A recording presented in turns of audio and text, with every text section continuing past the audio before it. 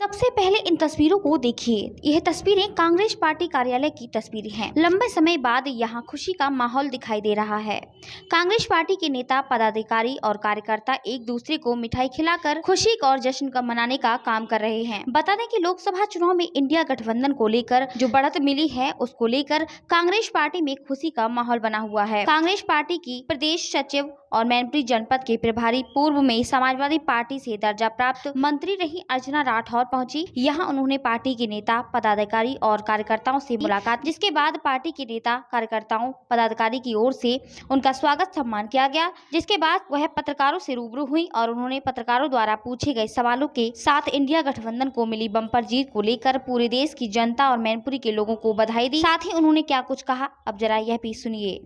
मैनपुरी की पूरी लोकसभा में जो आदरणीय डिम्पल जी को जो वोट मिला है, बहुत बड़ी जीत हुई है और सभी इंडिया गठबंधन के कार्यकर्ताओं ने उन्हें सहयोग किया, सपोर्ट किया और हम उस जनता को और सभी अपने जो कार्यकर्ता हैं इंडिया गठबंधन को, उनको धन्यवाद देते हैं जो भारी बहुमत से उनको विजयी बनाया।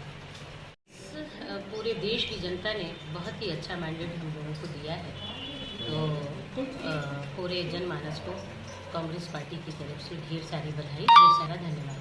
विशेषकर हम मैनपुरी के पूरे आवाम को धन्यवाद देना चाहूँगी, जिन्होंने बहुत बड़ी तादाद में वोट दे करके और मैनपुरी की लाज बचाई और कांग्रेस गठबंधन विजयी। 4 लाख से राहुल जी विजयी हुए हैं। पूरी यूपी नहीं, पूरे हिंदुस्तान में सबसे बड़ी जीत। क्या कहना चाहेंगे, किस तरह उनकी कार्यशैली है? हिंदुस्तान में तो सबसे बड़ी जीत नहीं है, क्योंकि शायद शिवराज सिंह चौहान ने लगभग 8 लाख पाया, लेकिन हाँ, प्रदेश में सबसे बड़ी जीत आदरणीय राहुल जी की है। हाँ, ये सच है कि सर्वमान्य नेता आज की डेट में आदरणीय राहुल गांधी जी हैं। और इतना ही नहीं, उन्होंने जो पैदल यात्रा की और लोगों की समस्याओं को समझा और हमारा घोषणा पत्र जो उस तरीके का बना, उसका बहुत बड़ा प्रभाव जनता के ऊपर पड़ा और जनता ने ये सीधा सीधा आप सबको दिखा दिया, विशेषकर मीडिया हमारे सहपाठियों को भी ये बताया कि कहना और करना दूसरी बात होती है और वो भी जानते हैं कि देश को कैसे बचाना है, प्रजातंत्र की रक्षा कैसे करनी है, संविधान की रक्षा कैसे करनी है। उन्हें रोजगार चाहिए, उन्हें 5 किलो अनाज नहीं चाहिए, रोजगार चाहिए, उन्हें महंगाई से मुक्ति चाहिए। इन समस्त मुद्दों पे किसान को आत्महत्या न करनी पड़े, इस प्रकार की समस्त जो हमारी मान्यताएं हैं, जो नियम हैं, वो बनने चाहिए।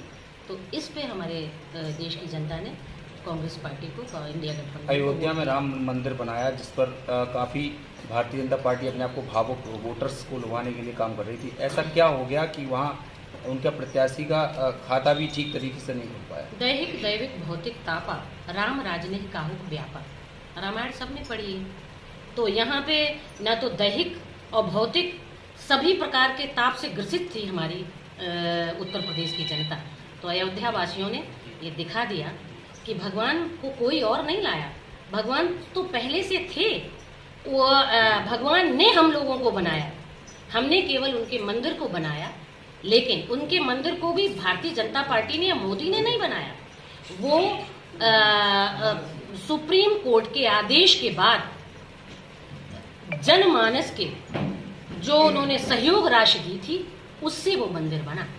तो अयोध्या वासियों ने ठीक निर्णय कर दिया और इसलिए वहाँ उनका प्रत्याशी हार गया कि झूठे वादे उन्हें नहीं चाहिए। कम से कम राम को इस राजनीति का विषय ना बनाए, ये सीधा सीधा संकेत अयोध्या वासियों ने दिया। शायद हमारी बात से आप सभी सहमत होंगे। सेंट्रल में और चंदे में भी आपने घपला किया।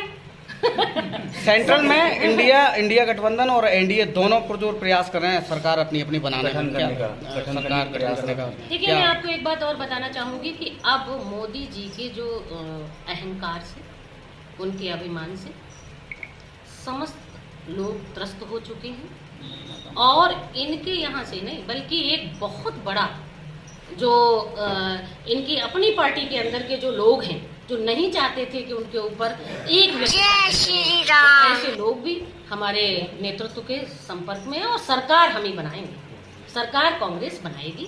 एनडीए गठबंधन का कहना है कि हम पूर्ण बहुमत में अभी भी हैं और हम सरकार बनाएंगे। आप थोड़ा सा इंतजार करिए, सरकार इंडिया गठबंधन